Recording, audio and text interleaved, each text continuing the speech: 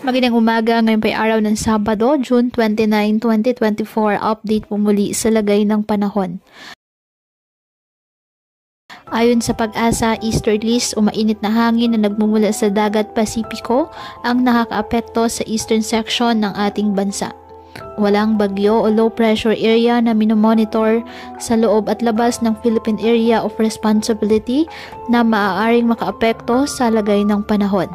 Ngayong araw, ang Aurora, Quezon, Bicol Region, Eastern Visayas, Caraga at Davao Region asa bahagyang maulap hanggang sa maulap na kalangitan with isolated rain showers or thunderstorms dahil pa rin po sa easterlies.